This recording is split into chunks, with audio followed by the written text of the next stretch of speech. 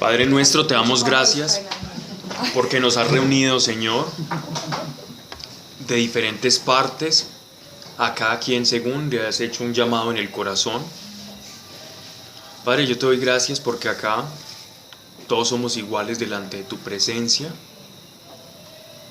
Todos nos sabemos necesitados de ti, a la expectativa de cuál es la palabra, cuál es el propósito, cuál es el paso a seguir dentro del camino que se llama tu voluntad. Padre, gracias porque nos has reunido, Señor, y no ha sido por casualidad.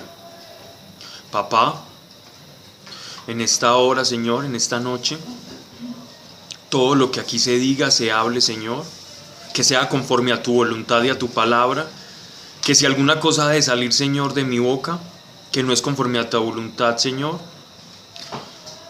que saque, no permitas que salga, Señor, mas si es una palabra que edifique, que simplemente no se quede como un mero conocimiento, sino que ese conocimiento baje al corazón y bajando al corazón lo podamos poner por obra, Señor, porque ese es el verdadero conocimiento, el que se manifiesta a través de tus obras, Señor. Padre, te damos gracias. Si hay alguien enfermo, alguien con necesidad, o algunos de los que han asistido, Señor, y por alguna razón adversa, Señor, no pudieron estar acá, en el nombre de Cristo Jesús, hoy intercedemos por ellos para que tu gracia y tu mano esté con ellos y les acompañe, en el nombre de Cristo Jesús. Amén. Bien, estamos en la carta del apóstol Santiago. Para los que no pudieron estar en la, digámoslo así, en la charla, la clase pasada, pues el apóstol Santiago, recuerden que esta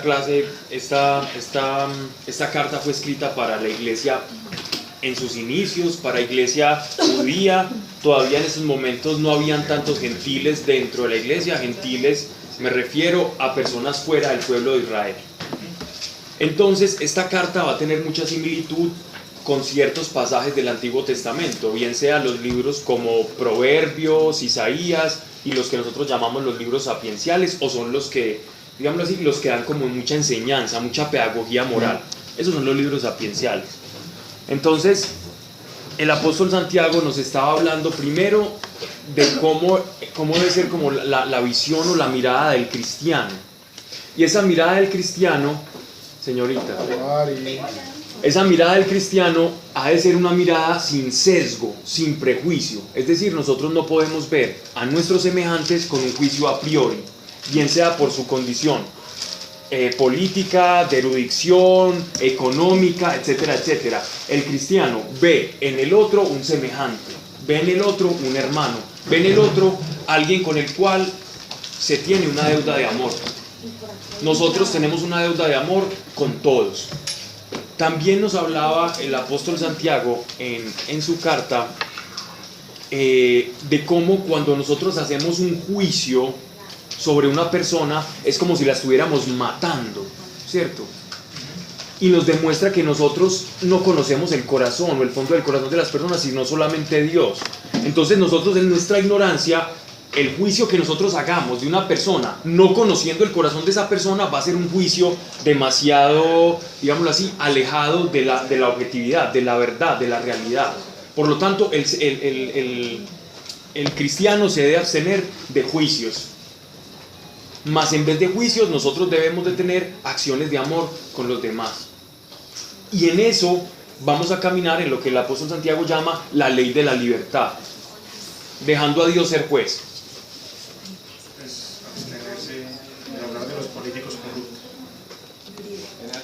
Dani,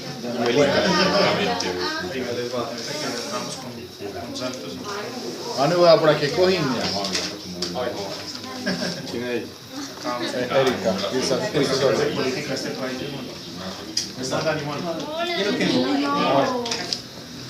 ¿Quiénes hacen juicio? ¿Quién hace juicio? Nosotros, cuando juzgamos el tiempo.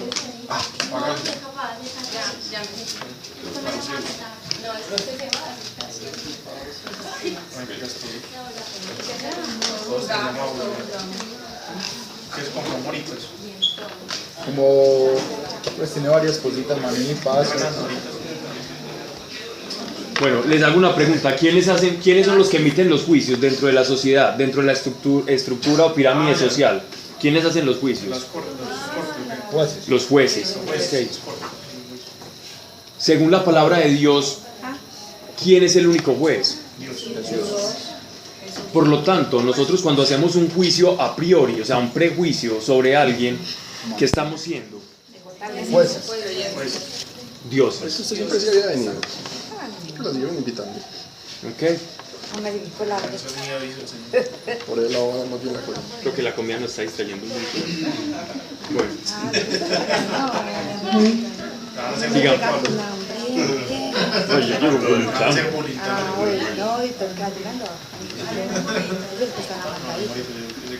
Bien, sigamos. Dani llega la No la conocía.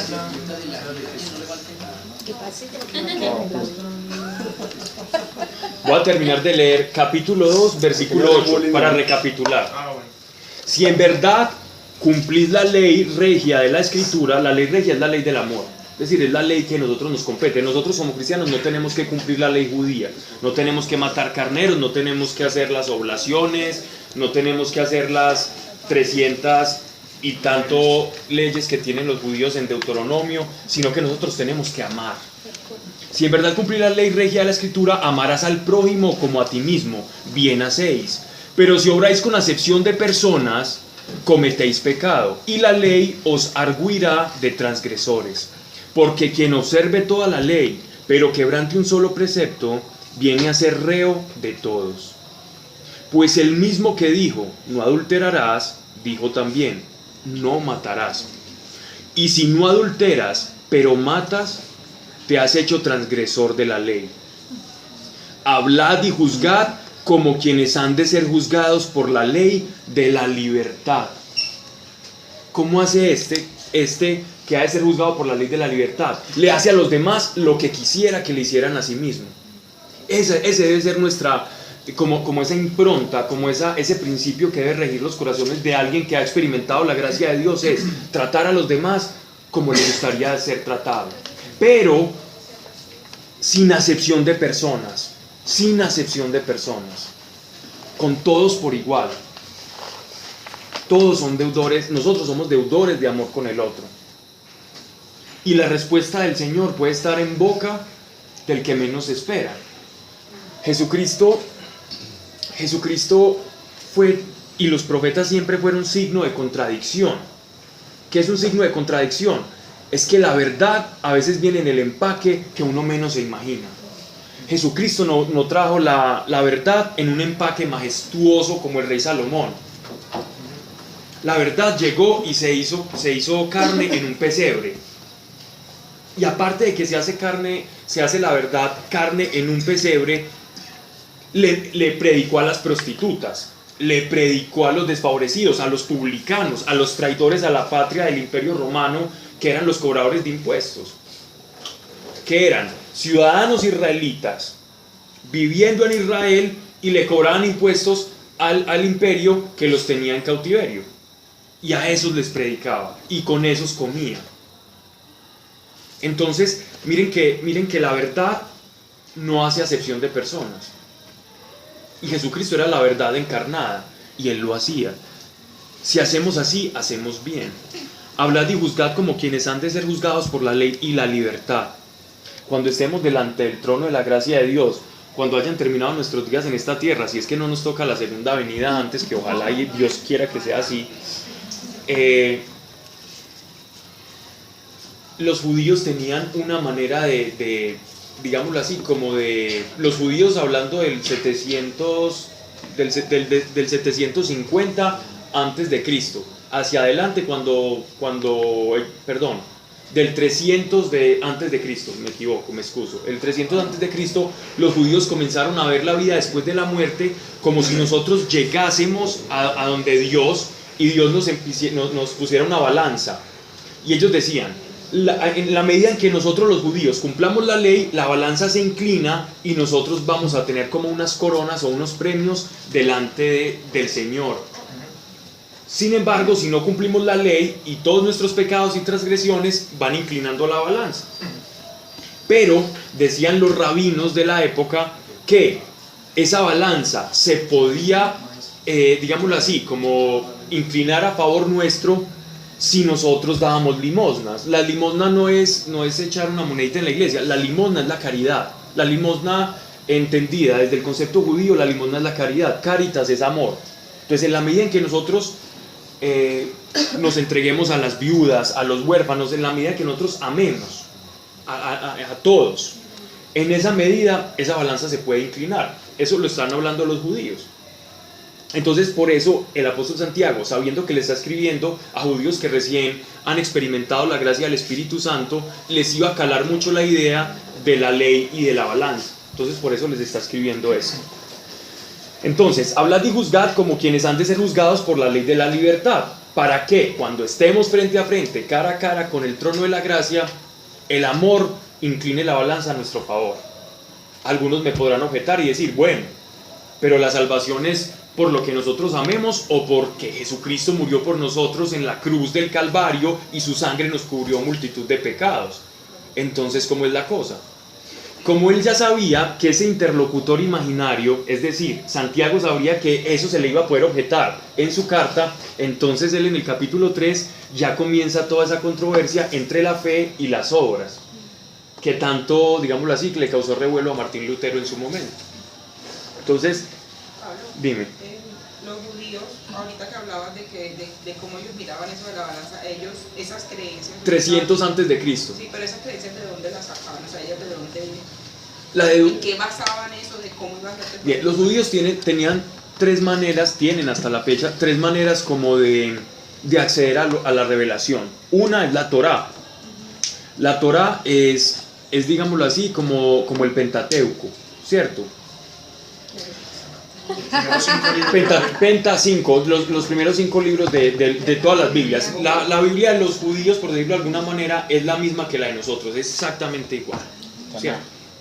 Pero, aparte de la Torá, existe algo que se llama el Tanaj, que es la Torá, o sea, el Pentateuco, más unos libros sapienciales y los profetas. Entonces está el libro, hay pasajes de Isaías, hay otros pasajes que se anexan. Pero para ellos la palabra como tal de Dios es la Torá. El Tanaj es como los profetas explican la palabra de Dios, como los profetas explican el Torá.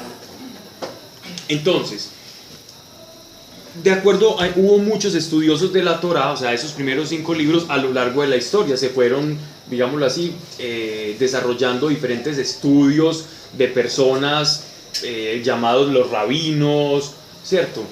Los fariseos, los escribá, etcétera, etcétera, y ellos comentaban, hacían comentarios al pie de página, por decirlo de alguna manera, de esas escrituras, de esos papiros, de esos rollos.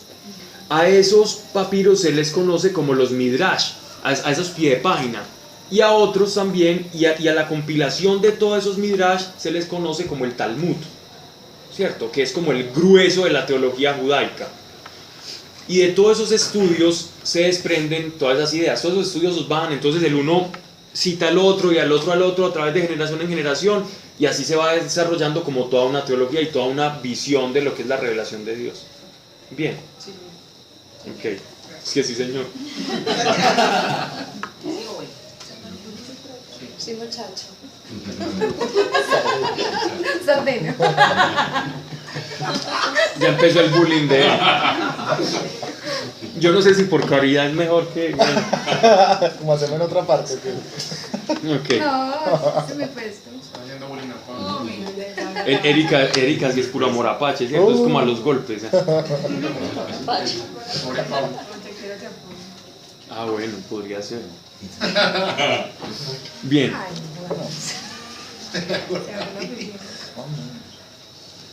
Ahora sí, vamos a seguir. Entonces, porque sin misericordia será... Mira, sin misericordia, verso 13, capítulo...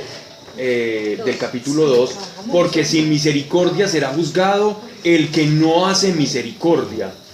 La misericordia aventaja el juicio, por eso de la balanza. La misericordia aventaja el juicio.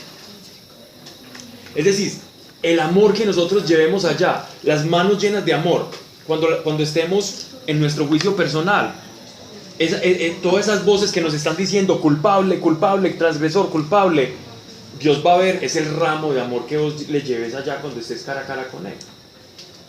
Por medio de Jesús. Por medio de Jesús. Pero eso ya lo va a explicar Él después, ¿cierto? Ya vamos a entrar en esa controversia. Ahora sí, capítulo 2, versículo 14. Aquí fue donde nosotros donde dejamos la clase pasada, ¿cierto? Y esta parte, ¿qué pasó? Esta parte es algo que es bueno para todo aquel que se acerca a las Escrituras.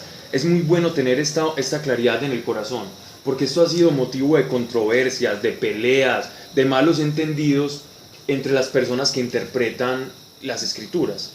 Tanto así que algunos autores han llegado a afirmar que el apóstol Pablo y el apóstol Santiago tenían diferencias, y que la carta de los romanos, del apóstol Pablo a los romanos, y una porción de Gálatas es una especie de respuesta a esta carta, como una especie de contradicción a esta carta.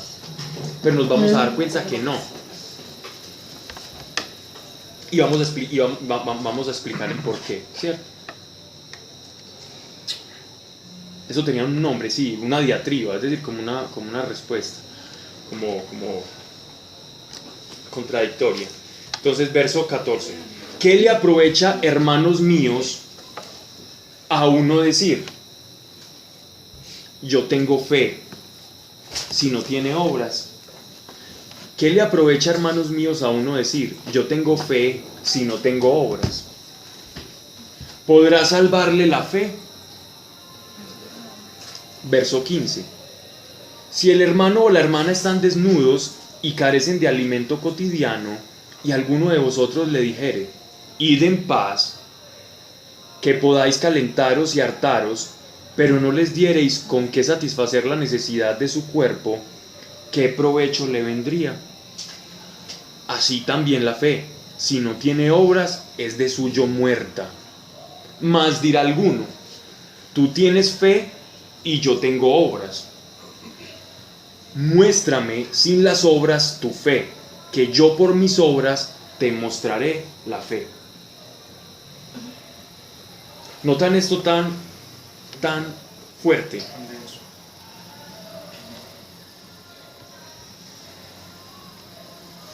Entonces miren esto. Primero, todos sabemos algo. Todos acá sabemos algo. Que de alguna u otra manera, el único requisito que Dios nos pide para la salvación es la fe. Y podemos citar al apóstol Pablo: que nadie se jarte, que nadie se gloríe, ¿cierto? Porque es por la fe que nosotros somos salvos. Y la fe no es cosa vuestra, sino que la fe es don de Dios. ¿Para qué? Para que nadie se gloríe. Es que yo soy tan bueno y por eso Dios me escogió. No. A todos Dios nos dio una medida de fe, unos la usan, otros no. El problema es dónde la uses. Si yo la uso allá en el Señor, entonces yo recibo lo que se llama la salvación. Entonces la salvación viene por fe, viene por creer una palabra. Entonces aquí es bueno que entendamos algo. Creer por sí mismo no me lleva, no hace la experiencia. Yo puedo creer en Dios, pero yo puedo creer en Dios y nunca experimentarlo y decir: Dios existe. Pero ¿cuánta gente no dice Dios existe? ¿Cuántos? Es raro escuchar a alguien que me diga Dios no existe. No importa la forma que le den, bien sea un Dios como una inteligencia cósmica extraña y abstracta con la cual uno se va a fundir después de muerto, o llamémosle como le llamemos. Las personas normalmente creen en Dios, y sobre todo aquí en estas culturas y en Latinoamérica hay una tendencia a creer en Dios. Hay un deísmo nato en nosotros. Sin embargo, lo que nos está diciendo aquí el apóstol Santiago es: nosotros, tenemos fe, por esa fe nosotros nos salvamos, pero existe un problema. Entonces yo digo que tengo fe, es decir, yo creo que Jesucristo murió por nuestros pecados, yo creo que resucitó al tercer día, sí, yo creo. Esto es muy loco, pero yo lo creo. Yo no tengo problemas con creerlo. Y sin embargo, su caridad solo se expresa a través de la gentileza. Es decir, el amor solo se expresa a través de la gentileza, pero nunca en condolerse con la necesidad del otro. ¿Perdón? Ser moralmente bueno, pero no. No, porque es decir, uno puede ser una persona gentil y decir creer en Dios y creer que Jesucristo resucitó, pero sus obras nunca van más allá de la mera gentileza. Sí, respeto si lo tengan de cumplir normas de convivencia. Es decir, nunca transgreden como ese involucrarme con la necesidad del vecino, del otro, porque ahí es donde está el amor. Ahí es donde está el verdadero amor. Cuando usted está orando sobre ese... La mejor definición de amor que yo conozco, pues algunos dirán, 2 de Corintios capítulo 13. El amor todo lo espera, esa carreta que dicen en el 80% de los matrimonios y nadie los cumple. La mejor definición de amor que yo conozco es reír con el que ríe y llorar con el que llora. Es decir, ser parte del otro en su necesidad. Esa es la mejor definición de amor. Identificarme con el otro. Para hacer eso no hay que estar bien o no hay que estar mal. Uno ama independientemente si está bien o está mal. El amor no necesita una condición atmosférica para que nosotros amemos. Solo se necesita la determinación, la decisión de amar, no más. Entonces, digámoslo así, normalmente como la gente entiende la fe, yo sé que no nos pasa a nosotros, y lo digo de verdad, yo sé que no nos pasa a nosotros. Para nosotros la fe no es creer en una cosa. Si tú sales allá a la gente de a pie, la gente normalmente te va a decir, sí, yo creo en Dios y yo creo en un montón de cosas, o te van a decir, es que usted piensa así, hace así porque es cristiano, porque tiene un sistema de creencias. No es por eso. Cuando yo llegué al Evangelio y tuve una experiencia con Dios. Tuve la experiencia de que lo que dijo Jesús era real. Y esa experiencia me llevó a mí a decir, tengo fe. Y por consiguiente, a través de esa experiencia que tengo de Dios, yo voy a dar los frutos del reino en el que fui sembrado, como si nosotros fuéramos a semejanza de un árbol. Nosotros éramos una higuera, ¿cierto? Y dábamos higos. Y llegó Dios y nos tomó, porque alguien nos predicó, mire, a usted lo pueden cambiar de forma, usted pueden hacer de nuevo. Y uno creyó. Entonces te toman, siendo uno una higuera, te trasplantan en otra tierra, y en esa tierra hay un compost, hay un abono, hay una la naturaleza de esa tierra es diferente. Por lo tanto, nuestras raíces comienzan a absorber los nutrientes de esa tierra, y de esa tierra nosotros comenzamos a dar los frutos de la tierra en la que fuimos plantadas. Entonces nosotros ya no damos higos, o sea, ya no damos pecado, más fuimos olivos. Y como olivo o aceuche silvestre, nosotros, es decir, porque éramos lejos, Dios nos planta, y ya el olivo, entonces, ya de nosotros se pueden dar pues como el aceite del olivo, y eso es lo que nosotros vamos a dar, es lo que va a dar como los frutos.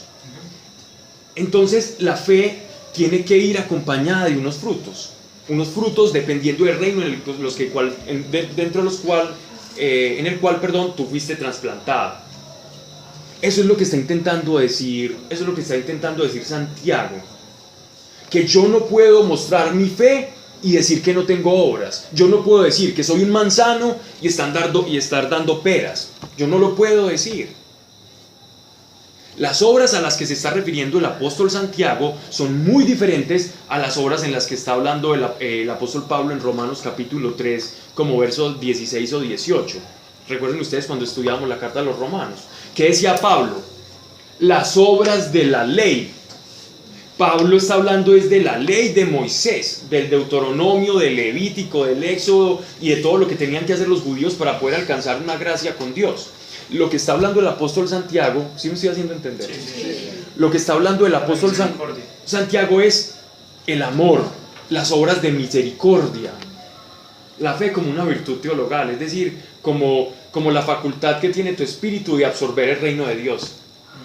Y eso da unas obras. Si yo paso tiempo con Dios, En algo yo me tengo que ir pareciendo a Dios.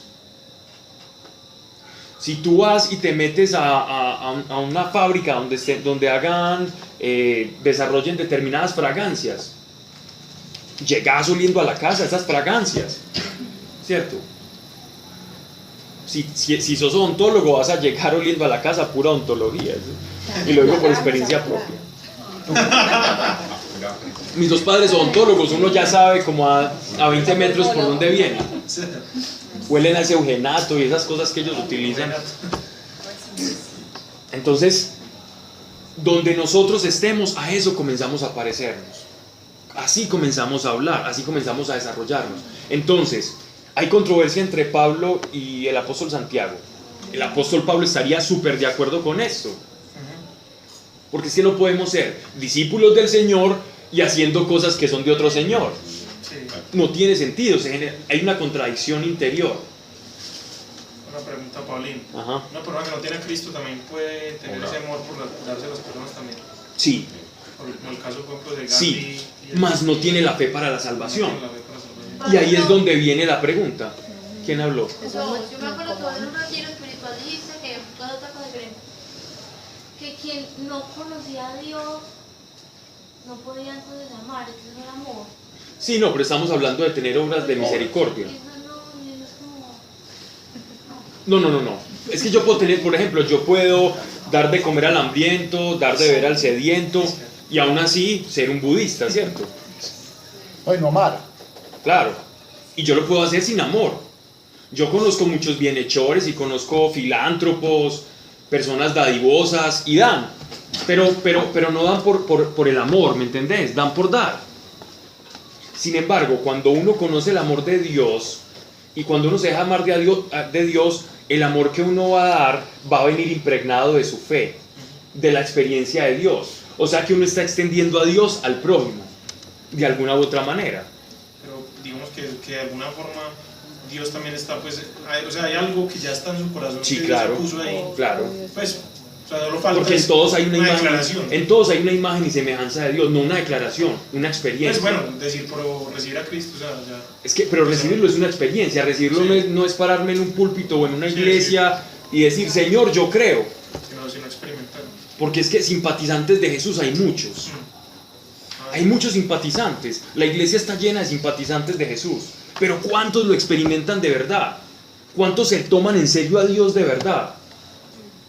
¿Cuántos verdaderamente dicen, yo quiero saber cuál es el propósito, el plan que tú tienes para mi vida, Señor, y aquí me quedo y aquí me paro y te busco de mañana y te busco de noche? ¿Cuántos? ¿O cuántos simplemente dicen, sí, ese cuento de Jesús me gusta mucho y bacano? ¿Cuántos? Entonces, hay muchas personas que son simpatizantes de Dios y no son de su reino. Yo puedo ser simpatizante de los musulmanes y saberme me puedo saber todo el Corán y recitarme todos los mudras y vestirme de turbante y dejarme crecer la barbita. Yo puedo hacer todo lo que ustedes quieran y no ser musulmán y ser un chipchombiano de raca mandaca y ser simpatizante de ellos y no serlo. Entonces nosotros nos podemos disfrazar de cristianos, pero a Dios nadie lo engaña, solamente el que lo experimenta. El que tiene una experiencia de Dios, ahí hay un verdadero cristiano. El cristianismo no es una creencia, no es una religión. El cristianismo es cuando yo experimento al Hijo de Dios en mi vida, el Espíritu Santo mora dentro de mí y puedo dar obras espirituales. Y puedo tener un contacto, una comunión ininterrumpida con el Espíritu de Dios. Ahí hay un verdadero cristiano. Es que esas obras son consecuencias, ni Son siquiera consecuencias, las obras son consecuencias de esa experiencia, no de lo que yo creo, sino de la experiencia que yo tengo por lo que creí. El creer me lleva a un objeto. Recuerden lo que hace la fe. La fe te lleva a un punto. Cuando yo creo en algo, entonces yo me dirijo hacia ese punto. La fe nunca es pasiva, la fe siempre es activa. La fe me lleva a ir. Entonces yo voy hacia ese punto, o sea, yo voy a Cristo. Cuando yo voy a Cristo, tengo la experiencia con Cristo. El producto, el resultado de esa experiencia de Cristo son obras. Se tiene que manifestar en obras. Van de la mano. Entonces yo puedo ser salvado teniendo obras. yo no usaría esa ecuación, ¿no? Yo intentaría no usar esa ecuación. Porque él dice, yo soy el camino, yo soy la verdad y yo soy la vida. Y también dice, la ancha es la puerta que conduce a la perdición, más angosta es la puerta que conduce a los caminos, es decir, que conduce a la voluntad de Dios, a los caminos del Padre, al cielo.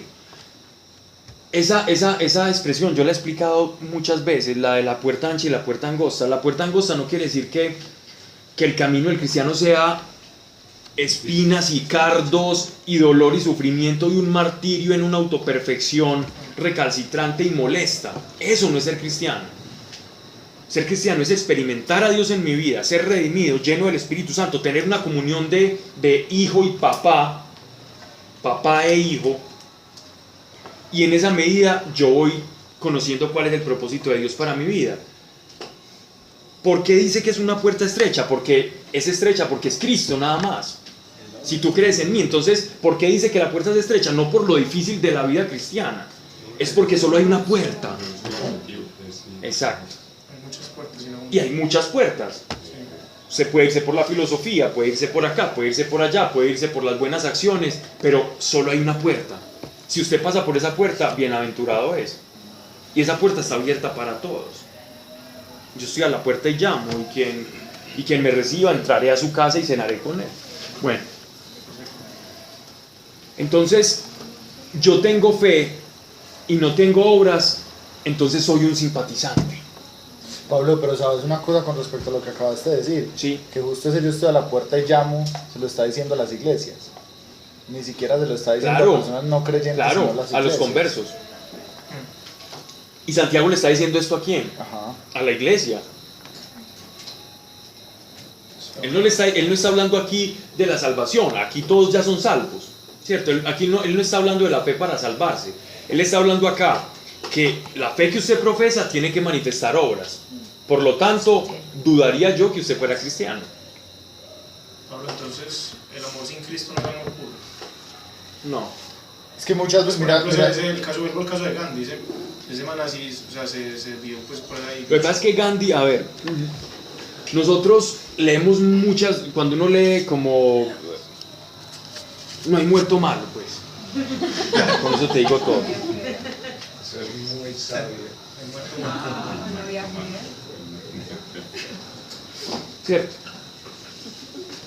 Nosotros tendemos a enaltecer muchas personalidades, ¿cierto?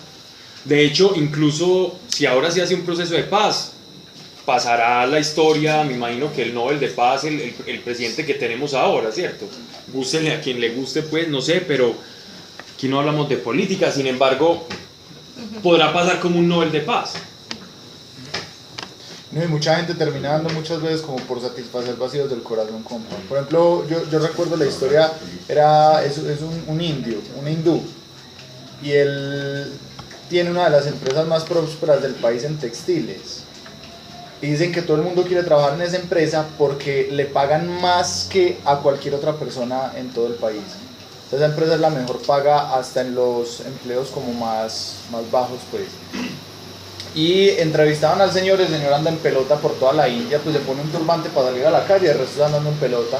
Entonces dice, yo lo único que necesitaba de plata fue para construir un templo para mi Dios. Y usted va y ve el templo, el Dios es una estatua de oro impresionante llena de piedras, pues preciosas y toda la cosa. Y él de cierta forma, por la religión que profesa, no se puede hacer a sí mismo riquezas. Entonces él da lo que viene siendo el sueldo de él, se lo da a los empleados, y todas las ganancias de la empresa se las da a los empleados. Mira que en él no se está manifestando otra cosa, sino el seguir una ley, y da mucho, pero en realidad no hay como un amor ahí detrás de eso, sino un cumplimiento de una norma. Uno para dar amor primero lo tiene que haber recibido. La pedagogía del amor es lo que, de hecho el cristianismo es la pedagogía del amor. Yo puedo emular y falsificar el amor. De hecho, les voy a contar algo que esto puede sonar muy brusco, ¿cierto? Y lo digo con mucho respeto y a quien piense así. Yo he escuchado mucho decir, es que el amor de una madre, y es que el amor de una madre, y se vuelve eso casi como una idolatría del amor de la madre. Las mujeres casi que están desarrolladas o inclinadas biológicamente a sentir esa aprensión. ¿Sabe cómo llama el apóstol Pablo a eso? Lo llama el afecto natural. El afecto natural no te salva. El afecto natural no te salva. La conmiseración con tu especie no te va a salvar. A mí eso al principio eso me sonó muy brusco. Es que eso suena brusco, eso aporrea. Eso puede aporrear. Naturaleza es por instinto. Sí, muchas veces entonces que el amor de una madre, pero Sí, es instintivo.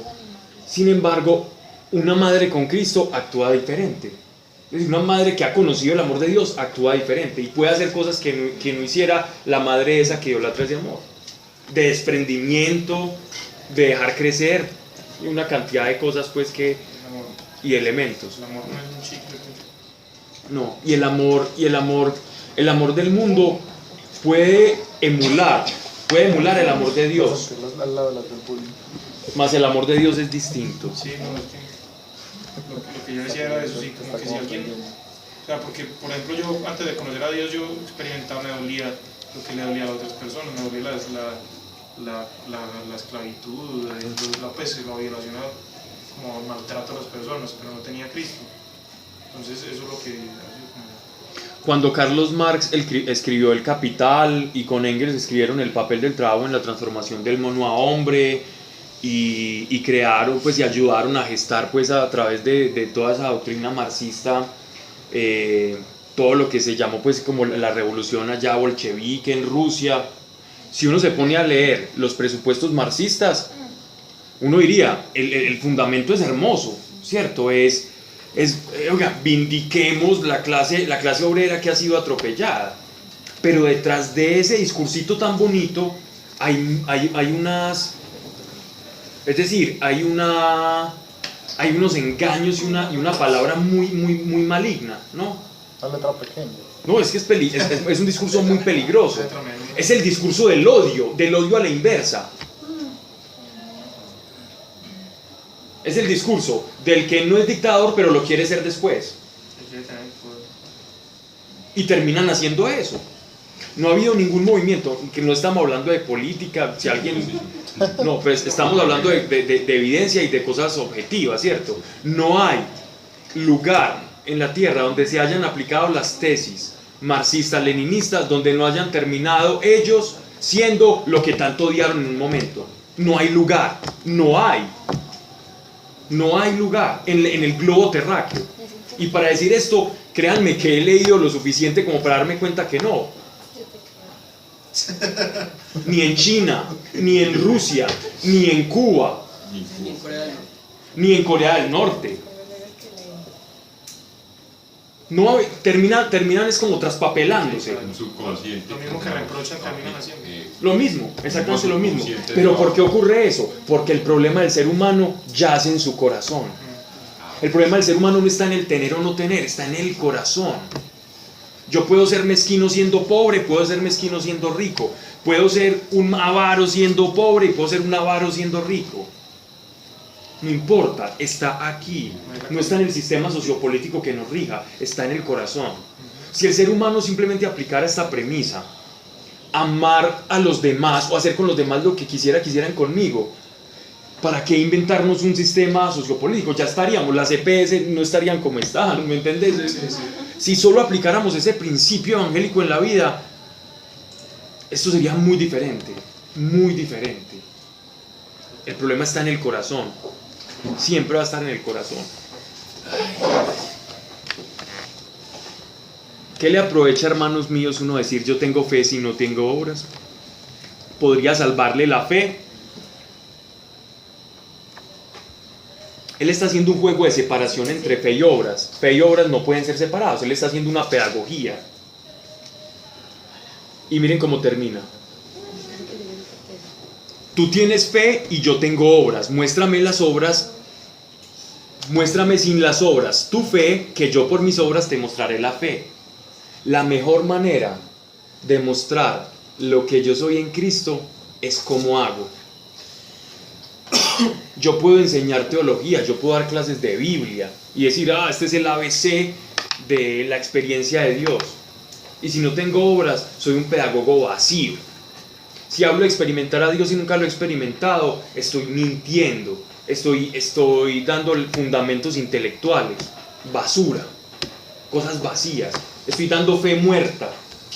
Mas si de lo que yo hablo he experimentado, entonces ahí sí voy a poder dar sentido a mi fe. Ahí sí voy a poder dar sentido a mi fe. Por eso el apóstol Pablo siempre empezaba sus cartas diciendo: yo, el apóstol Pablo, comisionado por Jesucristo, porque yo lo vi, porque yo lo experimenté, de eso yo les hablo. Esa era la introducción del apóstol Pablo, es decir, de su experiencia. Él no decía: es que yo creo esto, no, yo creo eso, no. Yo lo vi, lo experimenté y por eso hablo. En fin. Muéstrame sin las obras tu fe, que yo por mis obras te mostraré la fe. ¿Te soné que estoy bravo? Todo es basura, ¿sí o qué, Pablo? No, para nada. Es que cuando entra al baño, eso fue lo que sí es basura. Sino que esto es importante. Nunca pensemos que nosotros creemos en algo. Es que yo soy cristiano por creer en algo. Nunca, no. Yo soy cristiano porque lo experimento, porque experimento a Dios. Por eso soy cristiano, porque tengo a Cristo y el Espíritu Santo está dentro de mí. Por eso soy cristiano. Los que dicen ser cristianos porque creen en algo han de ser simpatizantes. Simpatizan con los cristianos. Entonces la fe es una condición interna. Las obras son la manifestación o consecuencia de esa condición interna que yo tengo, es decir, de esa experiencia que yo tengo, de ese testimonio interno que da mi espíritu de que Cristo es real. Versículo 20 del capítulo 2. Interrogación. El 19. El 19, sí, no es el 20. Ah, sí, señorita. ¿Tú crees que Dios es uno? Haces bien. Mas también los demonios creen y tiemblan. Tú crees que Dios es uno, haces bien. Mas también los demonios creen y tiemblan. Es que yo soy muy bueno porque es que yo creo en Dios. Pasa. Pues a todos nos ha pasado. Es que sí, yo creo en Dios. Entonces él está aquí con un interlocutor ficticio, el apóstol Santiago, y le está diciendo: ok, tú te glorías de que crees en Dios y por eso te sientes bien. Pues te digo algo, los demonios también creen, y no solo creen, sino que también tiemblan. Es decir, ellos saben por qué creen, porque lo experimentan. Los demonios experimentan a Dios. ¿Cómo experimentan a Dios? Obviamente lo experimentan en la ira. ¿Qué es la ira? Que ellos están en contravía de la voluntad de Dios, y al estar en contravía de la voluntad de Dios, entonces chapalean y tiemblan, como en los exorcismos que uno ve, llamémosle exorcismos que uno ve en todos los evangelios, cuando Jesús y los apóstoles van, entonces el que estaba endemoniado chapaleó, vomitó, etcétera, etcétera. Ellos tiemblan al nombre de Dios. O sea, ellos creen por una experiencia directa y un conocimiento nato de que Dios es real y existe, porque en el mundo espiritual ellos tienen un contacto diferente a nosotros, que los sentidos, digámoslo así, como que nos obstaculizan a veces ese encuentro con Dios hasta que Él ya nos toca, pues. Sin embargo, ellos también tienen eso. Entonces, creer en Dios no es justificación, no te justifica. Creer en Dios no te da fe, no te hace bueno, no te hace mejor.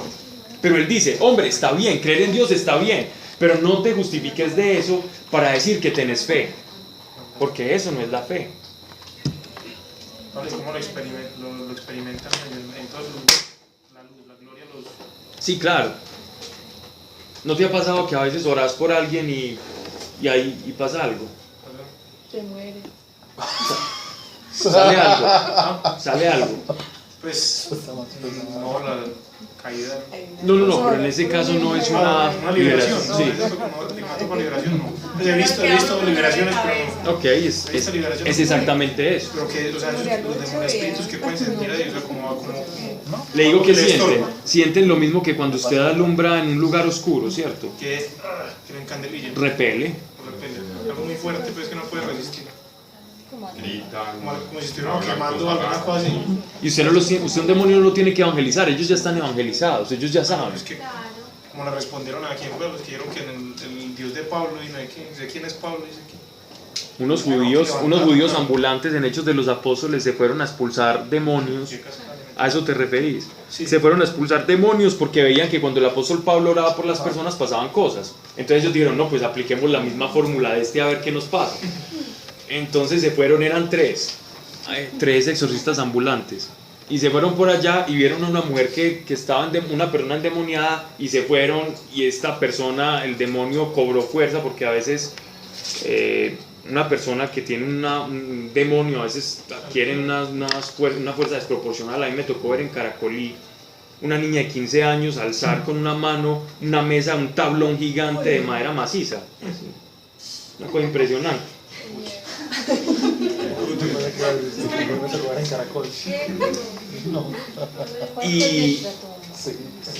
Y 15 añitos, y era delgadita, pues, una niña chiquitica. ¿No les tiró eso? No, eso hace, es como un perro pincher que ladra, pero no. Como el perrito ese tuyo. Se la sacó. Chihuahua. Ahora se la devolviste. Fresita. No, que son latositos, pero que uno sabe que no le van a hacer daño. Uno. Oiga, ¿qué es quitar? Como cinco. El amor apache es recíproco. Ese fue como 5 No, pero es cierto que ellos ladran mucho, pero no. Ok, entonces, ¿qué pasa? Entonces ellos se fueron, en Hechos de los Apóstoles cobró una fuerza y los desnudó y los zapateó a todos y salieron corriendo, y el demonio les dijo, porque ellos los cruzaron diciendo, en el nombre de Jesús, del Dios que Pablo predica, lo expulso. Entonces el demonio le respondió, yo conozco a Jesús y yo sé quién es Pablo, pero ustedes quiénes son, y los revuelca y esos pobres salen desnudos corriendo. Entonces yo puedo aplicar la fórmula de la fe, yo puedo decir creo en este Dios, mas si ese Dios mismo no está dentro de mí, y yo no he tenido ese vínculo con él, entonces mis obras van a ser muertas, así haga cosas que parezcan piadosas, ¿cierto? Ellos hicieron algo que era bueno, expulsar un demonio, pero lo hicieron sin así como una cosa, autoridad, sin la experiencia. Ahí, escuché por ahí eso, hagámosle a ver. Sí, claro, para producir obras, ellos querían producir obras, pero no tenían la condición interna, es decir, la experiencia de Dios, la fe, a eso me refería. Correcto. Tú crees que Dios es uno, haces bien, no está mal, eso es bueno, creer en Dios, es bueno. Pero no sirve para nada, Pablo, sí. Mas también los demonios creen y tiemblan. No escucho. Te lo repito, bueno. Sirve, es bueno, pero no te salva. No te salva. No te salva. Por el acto. Es bueno, pero no te salva. Hombre, muy rico, muy bonito, siquiera crees en Dios porque tenés algún temorcito moral. Pero necesitas algo más que creer en Dios. Algo más. Porque los demonios creen en Dios, pero no manifiestan las obras de Dios. O sea, que el creer por sí mismo, ojo. Verso 20. ¿Quieres saber, hombre vano? Es decir, el interlocutor ficticio a ese objetor judío que de pronto le esté diciendo algo. ¿Quieres saber, hombre vano, qué es estéril la fe sin las obras? ¿Qué es estéril la fe sin las obras? Abraham, nuestro padre, y yo sé que algunos podrán aquí citar, vamos a alguien que me vaya buscando por favor en la carta de los Romanos. Romanos capítulo 3, verso 28. Si alguien...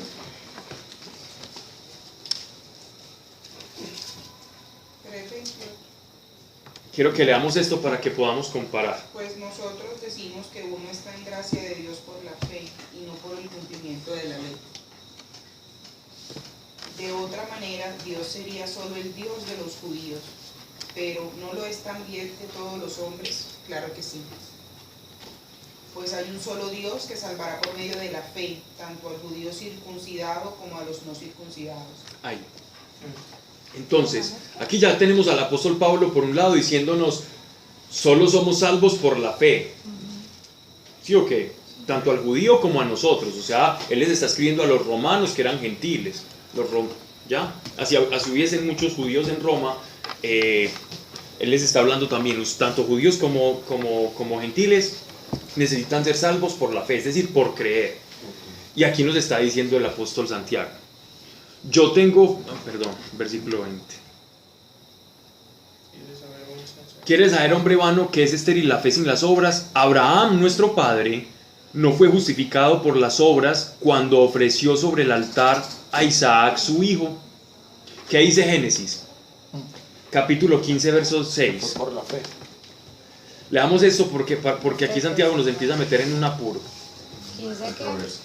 15, 6.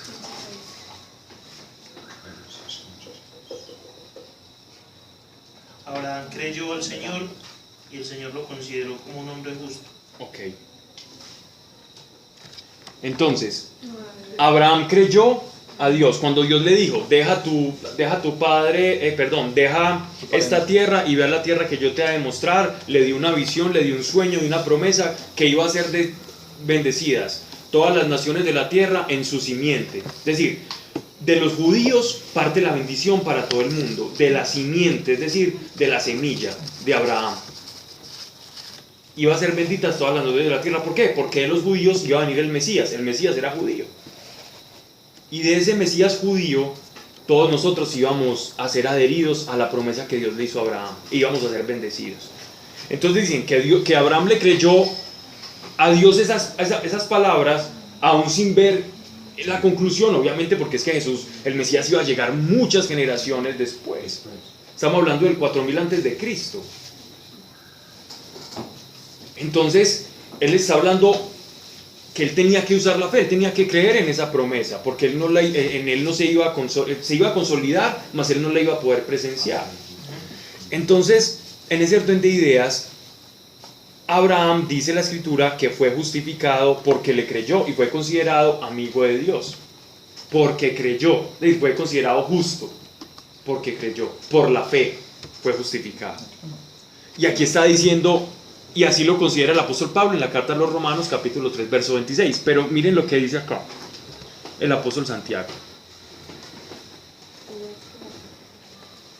Abraham, nuestro padre, no fue justificado por las obras cuando ofreció sobre el altar a Isaac, su hijo.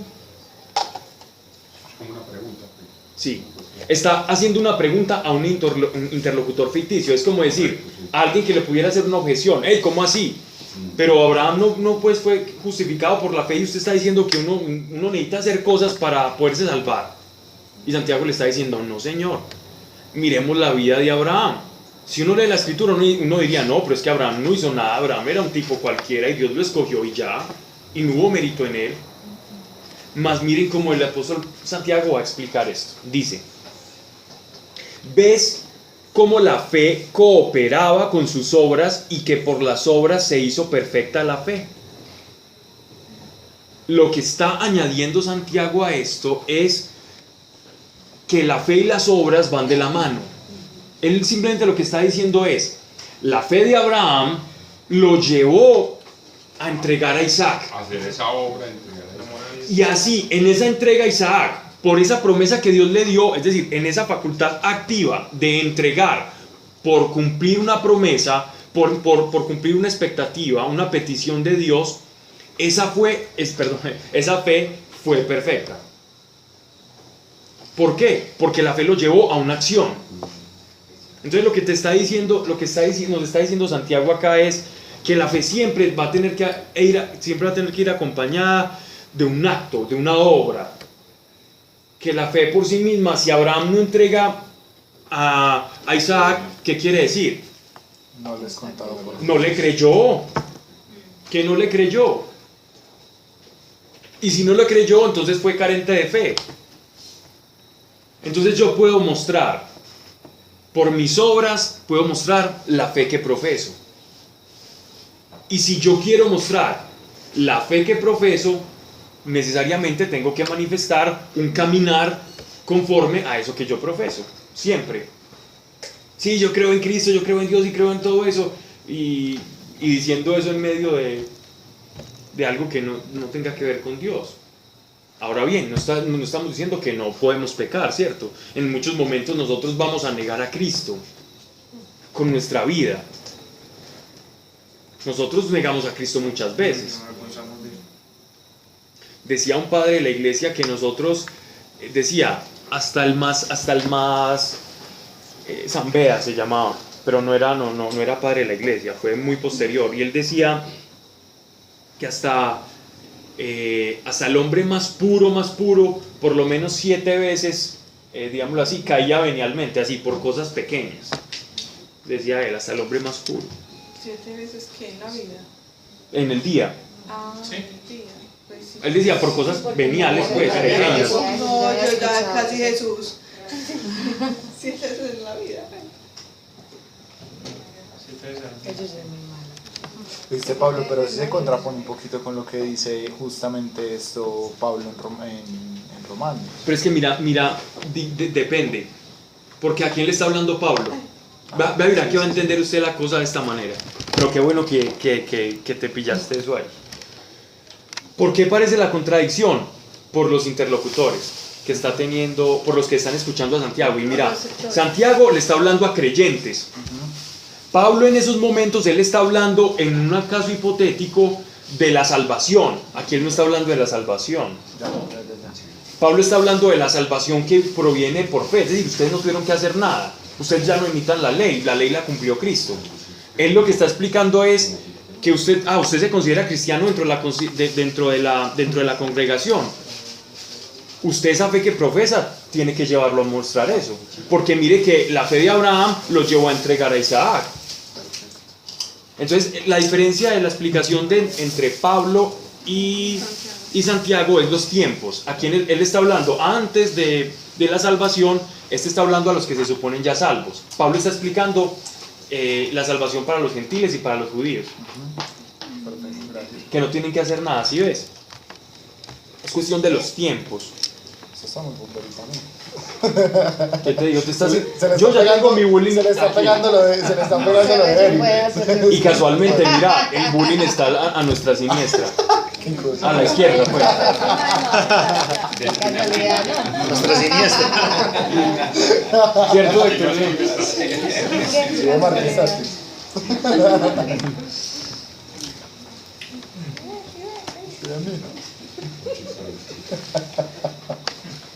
Ok.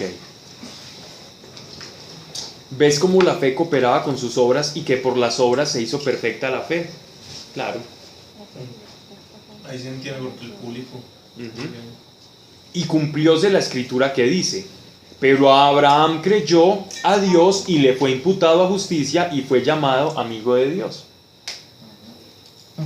Entonces lo que está explicando es, no solo se detengan a ver que Abraham no hizo algo, sino que la fe de Abraham lo llevó a caminar, y en última instancia la mayor prueba de fe que tuvo Abraham no fue prueba porque Dios no sabía que Dios conoce todo, Dios ya sabía que Abraham le iba a entregar a su hijo. Pero la prueba de Abraham estuvo en que Dios le enseñó a creer sin ver, y creyendo sin ver, él iba a ver, y viendo iba a creer por más sin ver, y así, porque es que la fe te va a llevar a ver. La fe nunca te va a llevar a no ver. La fe no es tonta. La fe no es una esperanza ciega. La fe es una esperanza que se culmina en tanto esa expectativa ya se concretice. Pablo, ¿y cómo le habló a Dios a Abraham audiblemente? En diferentes formas. Casi la mayoría de formas que nos narra la escritura fue en visiones. Ese es muy teso. Y a través de ángeles también. Bueno, es una certeza muy teso. Pero fue a través de ángeles, y en ese caso eran ángeles que parecían simplemente personas de a pie, no eran rubios, altos, no. Imagínate decir, pucha, Dios me está pidiendo esto, ¿será que me enloquecí yo? Una película mía. La locura, cuando uno piensa que se está enloqueciendo, ese es el mejor síntoma de que usted está por el camino correcto.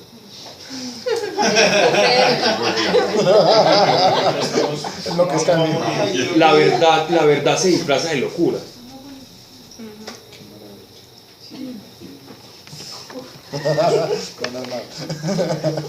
¿Ya descansaste, Marta?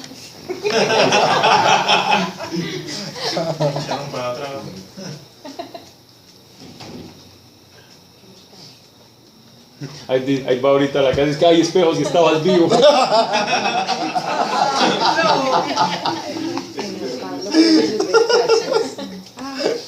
Veámonos por educación. Bien. Para que haya más bullying. Pero el bullying se le da risa a él. Y cumplióse la escritura que dice: pero Abraham creyó a Dios y le fue imputada justicia y fue llamado amigo de Dios. Ved pues cómo por las obras y no por la fe solamente se justifica el hombre. Y asimismo Rahab la meretriz, la ramera, la prostituta, la diafa, la ramera, etc. Diafa, casquivana, lupana, en fin. Ya te fuiste muy allá. Ya la espera. Rahab la meretriz. ¿Recuerdan la historia de Rahab? Sí, claro. Para recapitular, cuando los israelitas en cabeza de Josué estaban entrando a la tierra de Canaán, la primera ciudad con la que se encontraron fortificada fue la ciudad de Jericó, que era una ciudad amurallada. Josué manda a unos espías israelitas a que miren cómo eran las circunstancias y los puntos débiles de la muralla. Sabiéndose una mujer, ellos entran a un prostíbulo que quedaba contiguo, adyacente a una muralla, les dan como posada a ellos se disfrazan y entran allá, y esta mujer Rahab, cuando los guardias se percatan de que alguien había entrado, esta Rahab, que era una prostituta, digámoslo así, los oculta y los hace subir por la muralla y los bajan, les enseñan a bajar.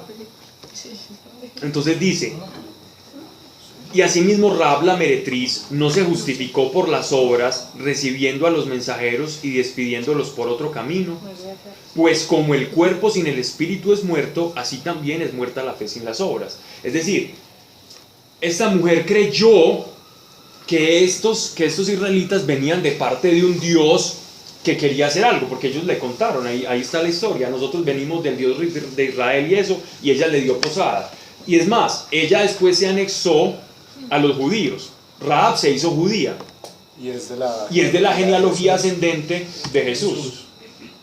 De hecho, en la genealogía ascendente de Jesús hay muchos que no fueron, digámoslo así, de la estirpe judía. Está Ruth, por ejemplo, está Rahab, y hay otros 3 del linaje de Jesús que fueron anexados a la promesa de Dios. Pero el linaje es una familia. ¿Cómo? Sí. De la tribu de Leví. La tribu Judá o Leví. ¿Quién? Judá o Leví, de Jesús. Judá. ¿Cierto? Judá es ascendente por Jesús es ascendente por Judá. Por eso muchos le decían al apóstol Pablo: venga, y bueno, eso es otra cosa. Sí, otro tema de discusión. Sí, no, que aquí nos quedamos un rato.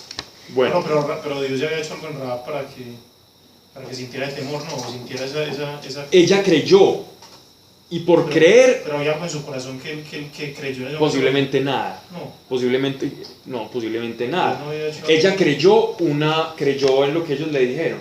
Y ese creer, ella no tuvo como esa gracia, porque esa gracia la tenemos nosotros es en el Evangelio. ¿Sí me hago entender? Sí, sí. Ella simplemente dijo: hey, estos vienen con un Dios que es poderoso, y creyó en ellos. Y después se fue con ellos. Entonces lo que está diciendo Santiago es: ella creyó, y no solo se quedó diciendo: ay, sí, este Dios y los voy a esconder. No, y fuera eso se anexó. Su fe la llevó a actuar. Entonces la fe y las obras caminaron de la mano. Puso aún su vida ahí. Es que ese fue el trato, que ella los escondía si ellos dejaban vivos a su familia y se podía. Claro, porque está exponiendo ella también a que la pillaran. Pero su fe la llevó a obras. Exacto. Y Jericó era la ciudad más impenetrable del Canaán antiguo. Josué. Era la ciudad amurallada por excelencia de todo Canaán. Era como el primer fortín o bastión con el cual los asirios se iban a encontrar, o los mesopotámicos al momento de invadir. Era la primera fortaleza. ¿Se dan cuenta? No se justificó por las obras, recibiendo a los mensajeros y despidiéndolos por otro camino, pues como el cuerpo sin el espíritu es muerto, así también es muerta la fe sin las obras. Eso como para poner ahí la rúbrica, el sello de su argumentación. Vamos al capítulo 3. Yo creo que esto nos va a caer a todos, ¿cierto? Los pecados de la lengua y la verdad es así. Está dando pero fuertemente la cocina. Santiago capítulo 3 versículo 1. Hermanos míos, no seáis muchos en pretender haceros maestros, sabiendo que seremos juzgados más severamente, porque todos ofendemos en mucho. Pablo.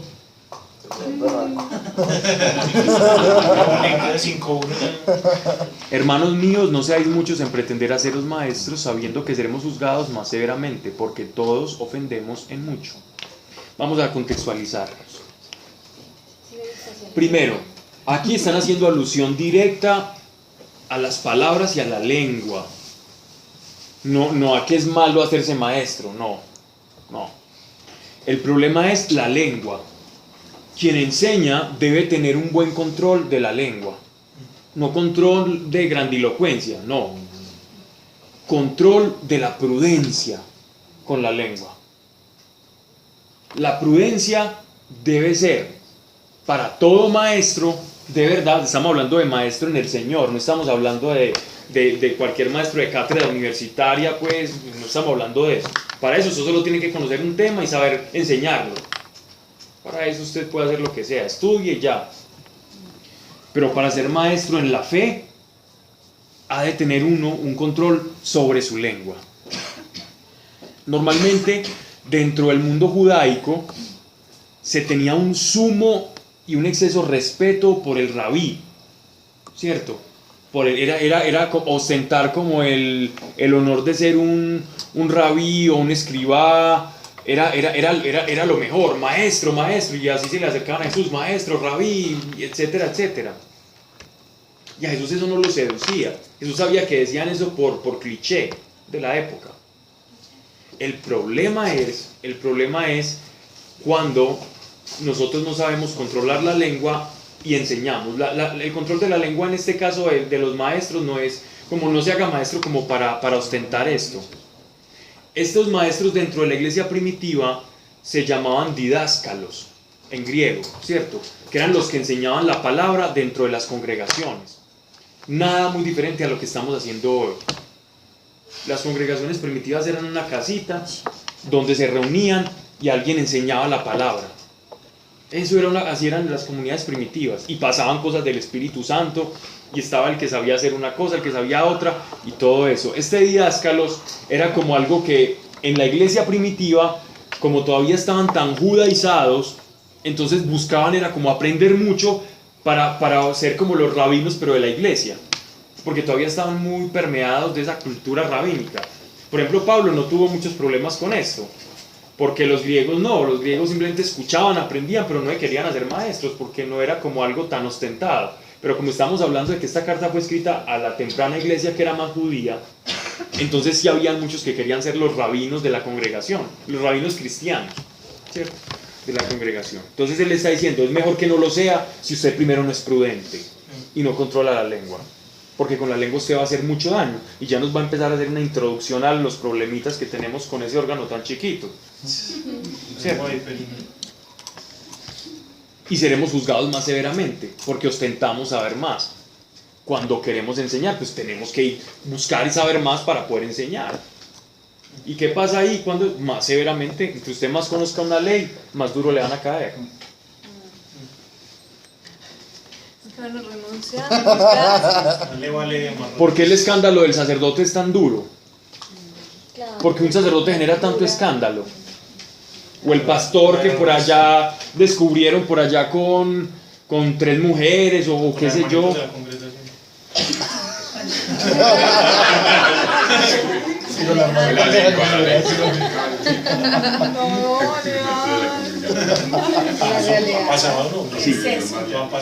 ¿Por qué genera tanto escándalo? Porque la responsabilidad tan grande que tienen de influir en esos. Por esto mismo, ¿no? Pero en ese juicio, si nos vamos a dar cuenta, en ese juicio también hay una hipocresía de quien juzga. Porque quien juzga hace lo mismo y lo hace peor. Tenemos derecho a juzgar, sea sacerdote, sea pastor, ninguno. Nosotros no somos jueces de nadie, Solo hay un juez que conoce el corazón y es Dios. Jueces nosotros no. Que nos ruboricemos, que podamos decir que eso no está bien. Hágalo hacia adentro, ¿cierto? Pero no juzgue a la persona. Pero hacia adentro que también. Hacia adentro es decir, diga, esto está mal. Mas Señor, perdónalo. Porque uno a veces puede pensar, puede pasar por la cabeza, sobre todo cuando algo es muy, muy fuerte, darle mucha rabia y todo eso, pero Y tenemos que tener cuidado. abstenerse ahí. No, y sobre todo viendo lo que acabamos de leer, que el que se hace transgresor de una sola ley es como si la transgrediera todo. Entonces uno está juzgando a uno porque es violador, pero uno cuántas mentiras no dice en el día, y ante Dios es lo mismo violar a uno que decir una mentira. En cuanto a consecuencia no, en cuanto a pecado sí. Pecado es Sí, lo mismo. sí. Pecado. Obviamente cada pecado trae una consecuencia diferente, pero pecados es pecado.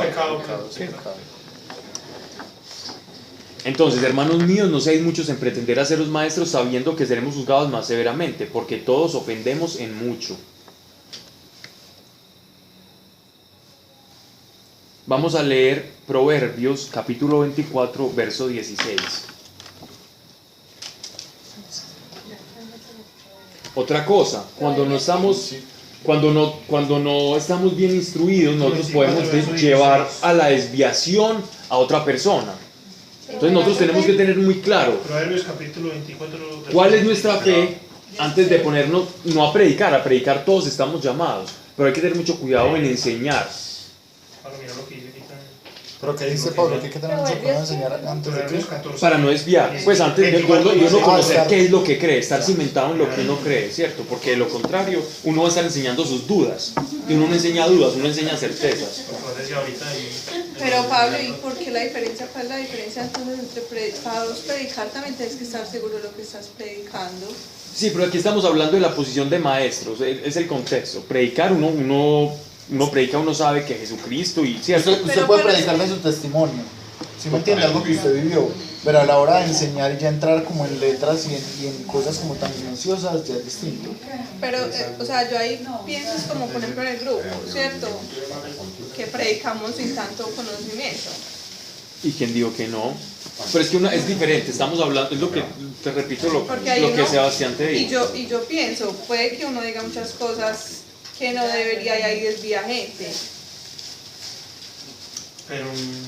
Pero igual mira Mari que por eso cuando uno sabe que está llegando al grupo una persona nueva, que va a hablar la persona, se hace una reunión con esa persona, mirando qué es lo que la persona va a hablar y tratando de darle como unas directrices en cuanto a lo que Porque hay va a muchas tocar. cosas que no se habla con certeza. Entonces es mejor no hablarlas. Quien esté en esa posición, mejor no hablarlo. Porque si tú hablas de algo que dudas, créeme que el fruto va a ser la duda en la otra persona. Total. Mas si tú estás seguro de lo que dices, los frutos van a ser de certeza. Y mira que en el grupo de los martes casi todas las personas que se paran ahí se paran a hablar un tema específico, pero teniendo como base el testimonio, es decir, casi que lo que han vivido. Ahora, por eso es que aquí clases, por ejemplo, de Biblia ya no se para dar toda persona, que ya es algo como más a profundidad. Bueno, Nadie. Pablo. No, nadie no. Pues, nosotros. Pablo. Ah, pero no aquí. Estamos hablando de acá. Proverbios capítulo 24, verso 16. Porque 7 veces cae el justo, Mira, se levanta, pero los criminales se hundirán en la ruina. ¿lo pueden leer más durito, por favor? Porque siete veces cae el justo, mas se levanta, pero los criminales se hundirán en la ruina. Para yo lo que autiste ahorita, los 7 de pecado. Entonces, miren lo que dice Proverbios. No quiere decir que nosotros no nos equivoquemos. La diferencia entre nosotros es que sabemos cuándo nos equivocamos. El cristiano sabe cuándo peca. Uno no peca ya inocentemente. Nosotros sabemos cuándo estamos pecando. Sin embargo, la diferencia es que nosotros pecamos y nos levantamos. Y estoy leyendo Proverbios. Queremos salir y queremos negarnos de eso. Exactamente. Nos levantamos porque nos arrepentimos. Ahora sí, con lo que acabo de decir, me gustaría que volvieras a esa... Nos levantamos porque nos arrepentimos. Pero también con un llamamiento al cambio. Exacto. Porque si Es que el arrepentimiento ya involucra eso. Eso es, sino que es que hay mucha gente que piensa que arrepentirse es decir, ay Señor, perdón, pero lo sigo haciendo. Como rezo y peco, pues. Perdóname, pero qué rico. Ya te fuiste muy allá, Pablo. Pues el pecado en cualquier expresión. Que esa actitud es desagradable y que uno no quiere permanecer en ello.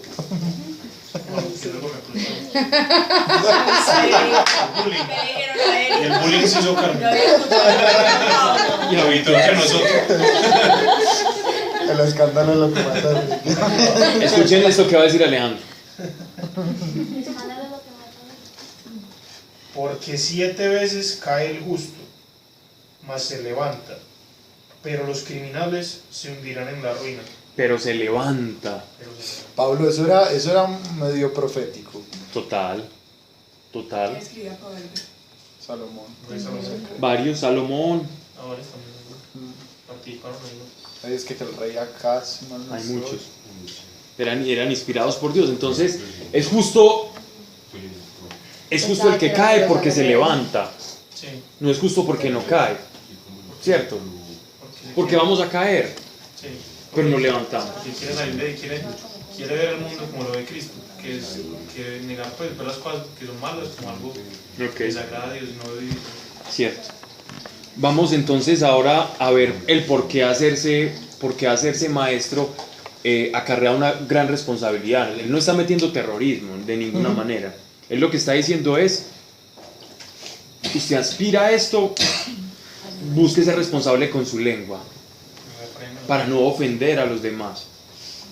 Si alguno no peca de palabra, es varón perfecto, capaz de gobernar con el freno de todo su cuerpo. Analogía, versículo 3. A los caballos les ponemos freno en la boca para que nos obedezcan y así gobernarlos todo su cuerpo. Ve también las naves, que con ser tan grandes y ser empujadas por vientos impetuosos, se gobiernan por un pequeño timón a voluntad del piloto. Así también la lengua, con ser un miembro pequeño, se atreve a grandes cosas. Ved que un poco de fuego basta para quemar todo un gran bosque. También la lengua es un fuego, un mundo de iniquidad. Colocada entre nuestros miembros, la lengua contamina todo el cuerpo, e inflamada por el infierno, inflama a su vez toda nuestra vida. Todo género de fieras, de aves, de reptiles y animales marinos es domable y ha sido domado por el hombre. Pero la lengua nadie es capaz de domarla. Es un azote irrefrenable y está llena de mortífero veneno. Con ella bendecimos al Señor y Padre nuestro, y con ella maldecimos a los hombres, que han sido hechos a imagen de Dios. De la misma boca proceden la bendición y la maldición, y esto, hermanos míos, no debe ser así. ¿Acaso la fuente hecha por el mismo caño, agua dulce y amarga? ¿Puede acaso, hermanos míos, la higuera producir aceitunas o higos la vid? Y tampoco un manantial puede dar agua salada y agua dulce. Si hay pasajes de la escritura que hablan de la lengua, podemos ver en Proverbios, también Isaías, en Salmos también. Y miren, nótese como lo peculiar que él usa, él nos expone a nosotros varias analogías. La primera que nos expone es la del caballo, ¿cierto? Es el timón, ¿ya? Otra, el navío, la vela, pequeñita, pero es la que maneja todo el cuerpo, es todo lo grande. Y la otra que nos pone es una pequeña llama, y ahí ya es donde desarrolla más la analogía, es una pequeña chispa enciende la llama. Y así empiezan todos los incendios. Deje una botellita quebrada y empieza a hacer calor, y empieza pues el incendio. Entonces, todas esas analogías para hablar de lo que es nuestra boca, de lo que es la palabra. Por la palabra nosotros matamos literalmente a las personas, por no hacer buen uso de lo que le decimos a las personas. La lengua es imprudente. ¿Ustedes no les pasa que a veces saben que no pueden decir algo y tienen ganas de decirlo? Y sienten como que les pica y como que le palpita a uno la lengua desde la glotis hacia arriba. Te está prácticamente palpitando. O uno no se contiene cuando uno sabe que alguien lo hirió y con toda justificación. Y de verdad tenés las razones para decirlo. Tenés las razones del mundo para decirlo, las del mundo, las de Dios no. Pero el mundo te dice, descárgate, pero te vas a quedar con eso, decilo. Y uno se deja llevar y se siente fresquito cuando uno saca como uno exorciza esa lengua que quiere hablar. Y el daño que genera eso después. Eso pasa en las congregaciones, eso pasa enseñando la palabra de Dios, eso pasa con todo. El no refrenar. La lengua siempre quiere tener la razón en todo. La lengua no... siempre la mente dice, no, yo tengo la razón. El corazón te dice, a través del Espíritu Santo, crees que tenés la razón, pero no siempre la tenés. Y la lengua dice, no, yo quiero decir que yo tengo la razón. Y terminamos haciéndole caso a la lengua y la lengua termina profiriendo lo que no queremos decir. En ese caso, pues yo quiero experimentar como algo que he sentido ahora. Cuando uno empieza como a tener más fe y más sabiduría, veo que uno empieza como a guardarse toda esa rabia de adentro y le pide al Espíritu a decir cosas como más prudentes. Que eso no le pasaba a uno antes. Es decir, cuando uno tiene esa fe es que ya ve uno que está creciendo porque uno está afectando. Muéstrame tu fe por tus obras, ahí está. Pero también hablar, pues se puede decir también hablar con prudencia, porque tampoco es no hablar y callarse todo, ¿no? Sí, no, para nada. Es que de la misma fuente puede salir agua dulce y bendecimos al Señor y le decimos Padre, y de la misma fuente puede salir maldición. Entonces, lo importante no es no hablar, lo importante es que hablo. Y aparte de eso, si soy bendición cuando voy a hablar o soy maldición. Yo puedo alabar a Dios, ir a misa y recitar 1000 homilías hermosas y cantar, ¿cierto? Y tener la voz de los 7 coros angélicos y transangélicos y feliz. Y llega alguien y me dice algo y yo ya le estoy mentando la madre. Después de hablarle maravillas a Dios. Estoy siendo una fuente de contradicción interior. Y te digo que eso nos cae a todos, que primeramente a mí. Pero pasa uno que cuando habla como con esa bendición, al momento, al tiempo, uno se da cuenta de que está feliz. Claro, se va generando una inercia. Uno se desahoga y le da remordimiento después. ¿No? Pero ese remordimiento solo le da cuando uno tiene una experiencia de Dios. Cuando nosotros caminábamos sin Dios, uno se sentía bien cuando se desahogaba con otro y le decía, es que entre comillas las verdades. Uno se sentía rico, es que le canteaste la tabla y se sentía uno rico, como que gané la pugna, la batalla. Ahora uno se siente mal, porque uno dice, herí a otro con mis palabras. Terrible, eso es terrible, eso no se puede hacer. Pero si tu conciencia te reargulle, significa que el Espíritu está actuando en ti y eso es bueno. Sentirnos mal por hacer eso es bueno, porque estamos sintiendo como Dios siente y eso es un logro muy grande, porque así se desarrolla el amor verdadero en nosotros. El amor porque uno lo siente, porque lo experimenta, no el amor deber ser, el amor es que tengo que hacer las cosas porque son así, no, el amor porque yo siento que cuando le hablo así lo estoy ofendiendo y se produce algo genuino dentro de nosotros. Ese es el amor de Cristo. Ese amor que es genuino, que no es por hacer, es un amor porque se siente, se experimenta. Yo recuerdo hace 10 años más o menos, algo que me ocurrió en la 11, 10 años, no recuerdo, bueno, pero fue hace bastante. Y una persona estaba haciendo comentarios improperios, calumniando sobre mí, y en altavoz, ¿cierto? Yo estaba escuchando en altavoz que le estaban diciendo a una persona, yo casualmente llegué ahí, y en el altavoz, pero las cosas más horripilantes, y todas mentiras, es decir, ninguna era cierta, ni siquiera estaba mezclando verdades con mentiras, todas eran falsas, todas, una a una. Y yo escuchaba eso, a mí me daba como triste seguir, pero ¿qué es esto tan horrible? Y una persona mía llegada a mí empezó a decirme, pero Pablo, ¿vas a permitir que te digan y que te calumnien así? ¿Vas a permitir? Y empezó. Y yo empecé a creérmelo. Yo empecé a creer lo que me estaban diciendo. Y yo, ok, sí, y yo voy a permitir. Y fui y me puse a pelear con el altavoz. La peor decisión que he tomado en mi vida. La peor decisión. Lo que pasó después fue una confrontación terrible. Y pasaron cosas muy duras. Y yo pienso ahora, pues, como en retrospectiva, qué tontería. Si yo hubiera refrenado eso, me hubiera evitado tantos malestares, procesos judiciales y cosas.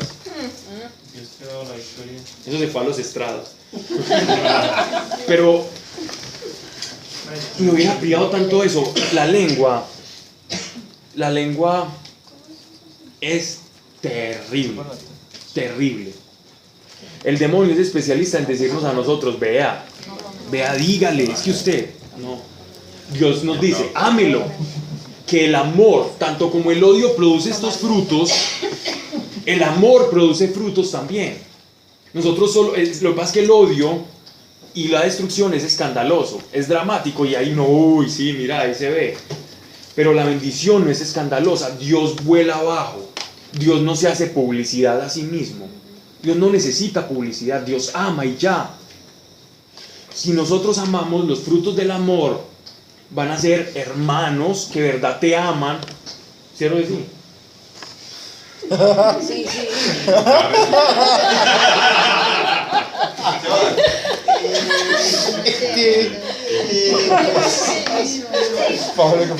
Un bullying y todo. Personas que te van a decir las cosas de corazón, vas a ganar una familia en Dios, esos son los frutos del amor, ¿cierto? Mira Sandra, mira Leo. Y es por eso es que cuando nosotros hablamos con amor o hablamos bendición, que es lo que él nos está diciendo acá, el poder de la bendición es mucho más grande que el poder de la maldición, es mucho más grande.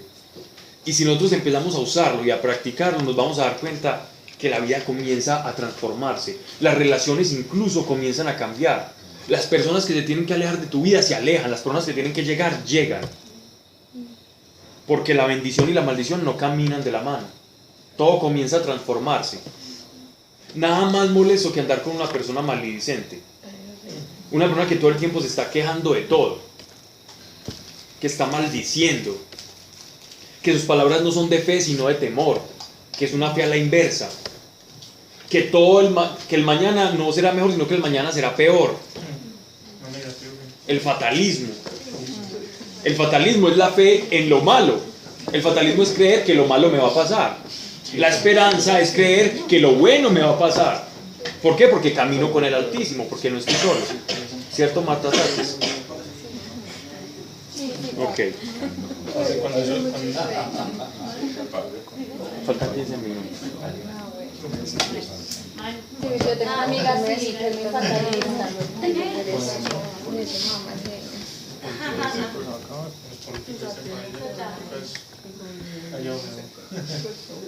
¿Quieren ser justos en sus juicios? Refrenemos la lengua. ¿Queremos ser justos con lo que nuestras palabras profieran? Hablemos lo correcto. Murmurar, hablar de las cosas malas de alguien no es bueno. Hablemos de las cosas buenas que tienen las personas. Hombre, hay unos que es muy difícil, no importa, hagamos el esfuerzo. Hablemos de lo bueno. No hablemos solo de lo malo, porque gusta más hablar como de lo malo. Casi siempre uno, hey, ¿qué noticia preferís? ¿La mala o la buena? No, decime primero la mala. No, empecemos a transformar un poco eso, que el Señor es bueno. Vamos para el versículo 17, ¿cierto? No, 13. 13. ¿Quién dentro de vosotros es sabio e inteligente? Pues muestre con sus obras y conducta su mansedumbre y su sabiduría.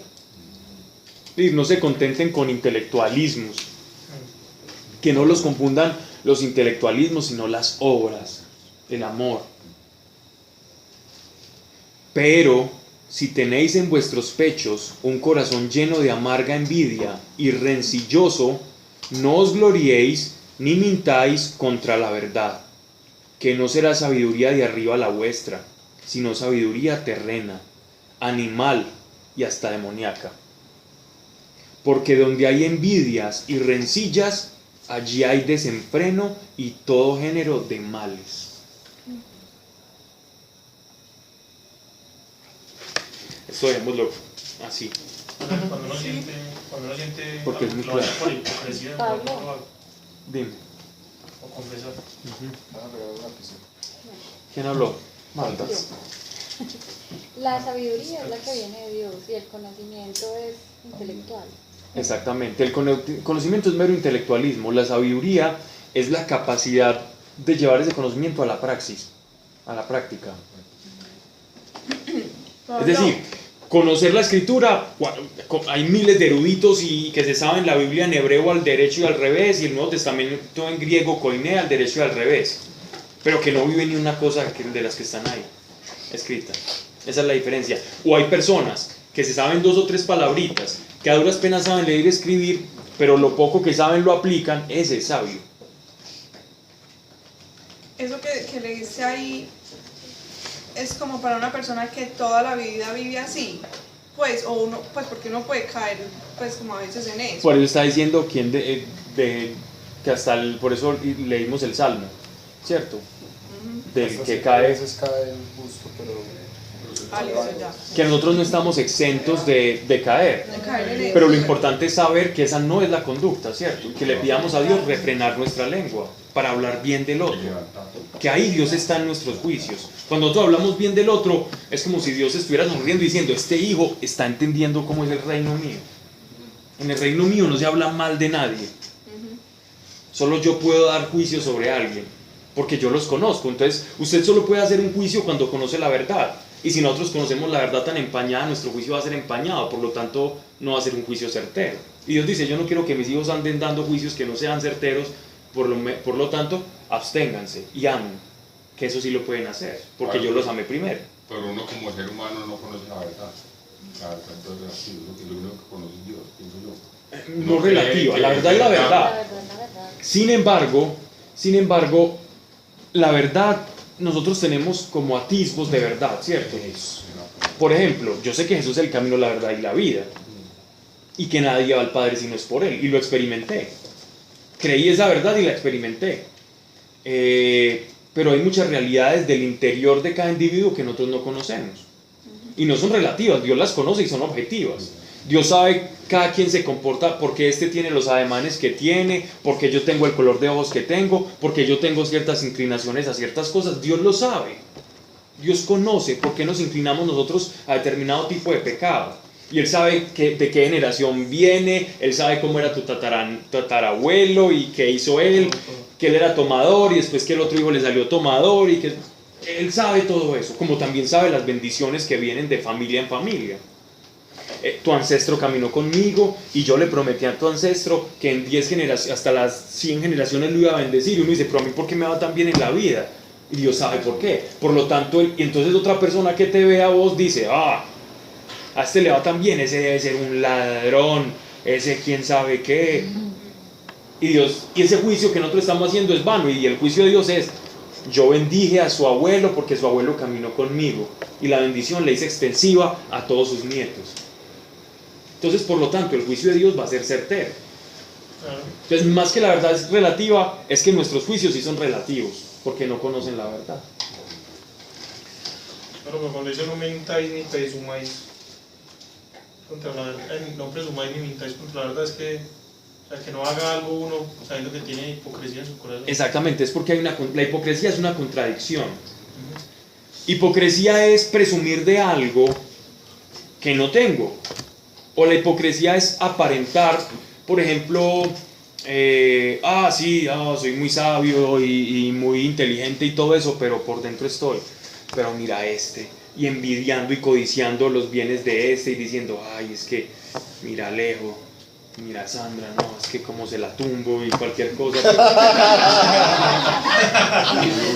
Perdona Sandra, la... Voy a Leo, pila a mí. Si yo vos me cuidaba. Si este Alejo, quién sabe quién le dio. Empezar esas maquinaciones perversas.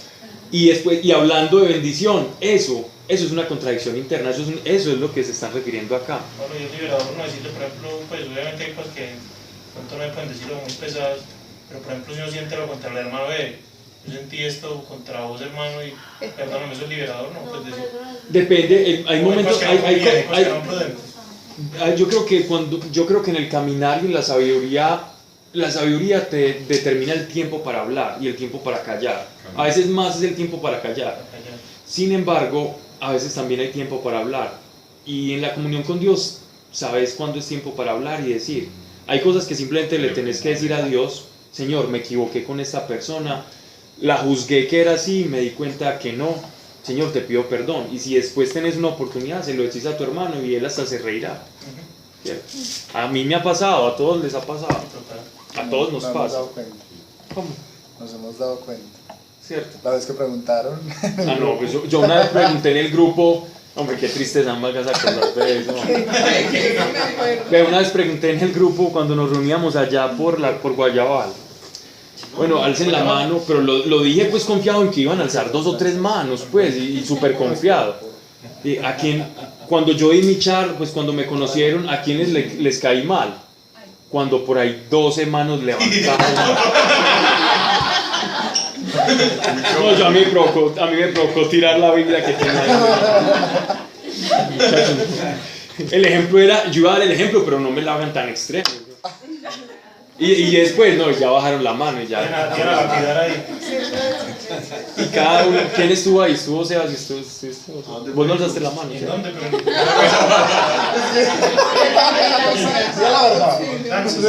No, Danzas. creo que Daniel la alzó. Eso es Guayabal. Pues La alzó hasta la mitad. Dijo, me caí en medio.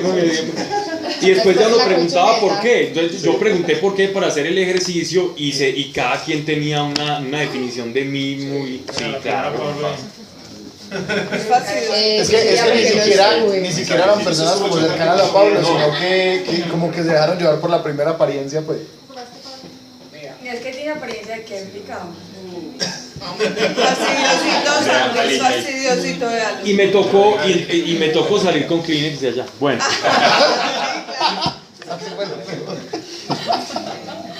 Pero bueno, en fin. El caso es que hacemos juicios a priori. No quiere decir que yo sea bueno o malo, simplemente hacemos juicios de lo que no conocemos. Y erramos, no los hagamos, amemos y ya, amemos. ¿Cierto, Marcesta? Claro.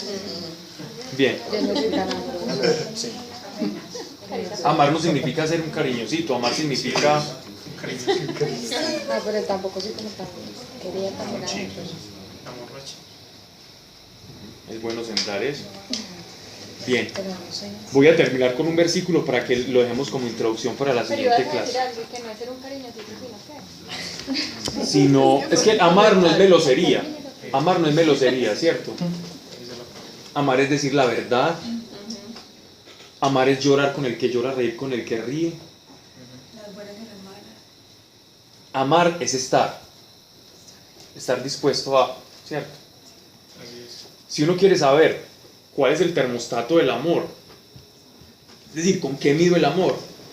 Yo creo que con la capacidad de sacrificio. Es el mejor termostato para el amor. Pero sacrificarse al otro significa yo.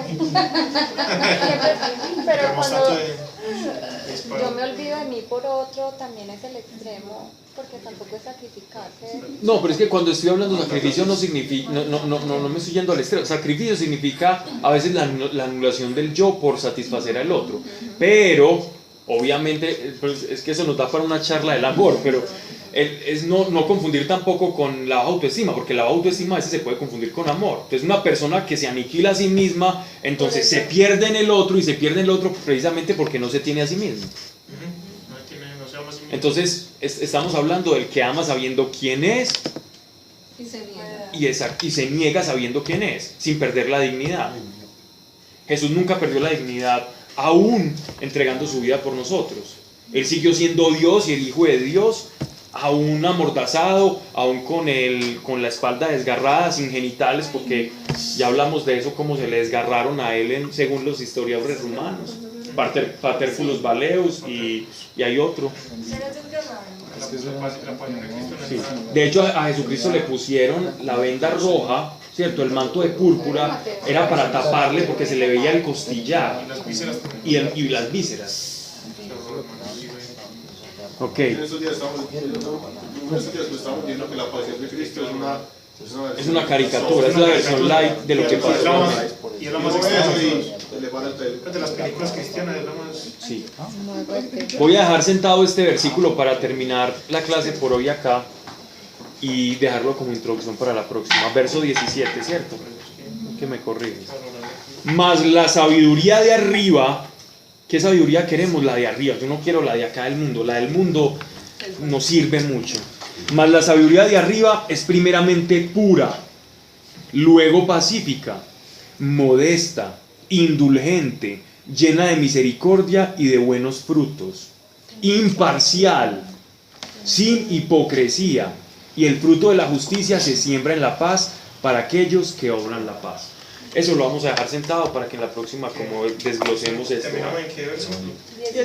Capítulo 3, verso 17. Llevamos casi 3 meses en dos capítulos.